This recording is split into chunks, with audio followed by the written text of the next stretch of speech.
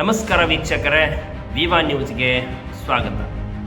ಡಿ.ಕೆ. ಶಿವಕುಮಾರ್ ಅವರು ಮುಖ್ಯಮಂತ್ರಿಯಾಗಿ ಅಧಿಕಾರ ಸ್ವೀಕರಿಸಿ ಇಂದಿಗೆ 1 ತಿಂಗಳು ಪೂರ್ಣಗೊಂಡಿದ್ದು, ಈ ಅವಧಿಯಲ್ಲಿ 30ಕ್ಕೂ ಅಧಿಕ ತೀರ್ಮಾನವನ್ನು ಕೈಗೊಂಡು ಗಮನವನ್ನು ಸೆಳೆದಿದ್ದಾರೆ.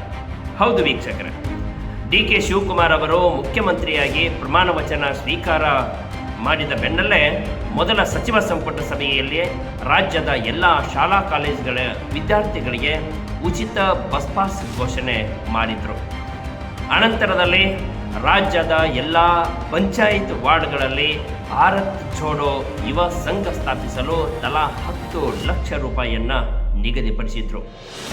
2500 ಅಡಿಗಳವರೆಗಿನ ನೂತನ ವಸತಿ ಕಟ್ಟಡಗಳ ಶಾಶ್ವತ ಸಂಪರ್ಕಕ್ಕೆ ಒಸಿ ವಿನಾಯಿತಿಯನ್ನು ನೀಡಿದ್ದು ನಾವು ಗಮನಿಸಬಹುದು.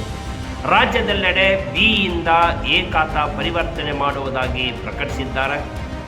ಅದೇ ರೀತಿ ಈ 30 ದಿನಗಳಲ್ಲಿ ಬೆಂಗಳೂರಿನ ರಸ್ತೆಗಳನ್ನು ಗುಂಡಿ ಮುಕ್ತಗೊಳಿಸಲು 2,000 ಕೋಟಿ ರೂಪಾಯಿ ಯೋಜನೆಯನ್ನು ಹಾಕಿಕೊಂಡಿದ್ದಾರೆ. ಖಾಸಗಿ ವಲಯದ ಉದ್ಯೋಗ ವಿನಿಮಯ ಕೇಂದ್ರವನ್ನು ಸ್ಥಾಪನೆ ಮಾಡಿದ್ದಾರೆ.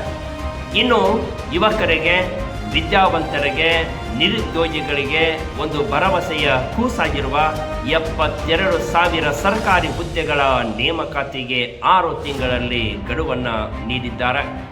ಸಾರ್ವಜನಿಕ ಕುಂದುಕೊರತೆಗಳ ಅಹವಾಲು ಆಲಿಸಲು ಪ್ರಜಾಸೇವೆ ಎಂಬ ಪ್ರತ್ಯೇಕ ಸಚಿವಾಲಯವನ್ನು ಪ್ರಾರಂಭ ಮಾಡಿದ್ದಾರೆ.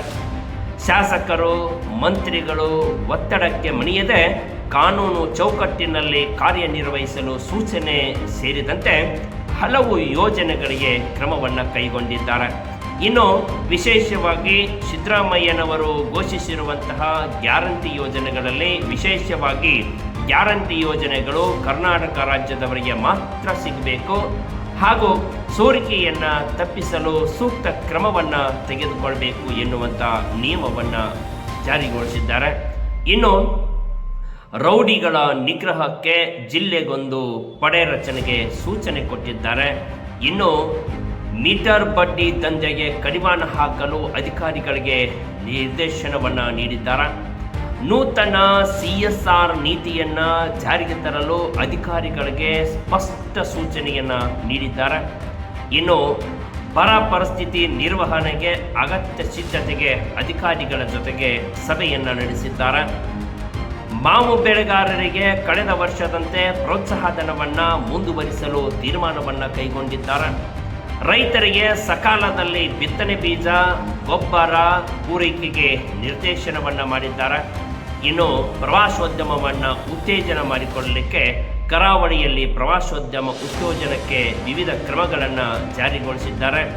ಇನ್ನು ವಿದ್ಯಾರ್ಥಿಗಳಿಗಾಗಿ ದೆಹಲಿಯಲ್ಲಿ ಕರ್ನಾಟಕ ಭವನ ನಿರ್ಮಾಣಕ್ಕೆ ತೀರ್ಮಾನ ಮಾಡಿ ಗಮನವನ್ನು ಸೆಳೆದಿದ್ದಾರೆ. ಹೀಗೆ ಡಿ.ಕೆ. ಶಿವಕುಮಾರ್ ಅವರು 30 ದಿನಗಳಲ್ಲಿ 30 ವಿಶೇಷ ಯೋಜನೆಗಳನ್ನು ಜಾರಿಗೆ ತಂದಿರತಕ್ಕಂಥ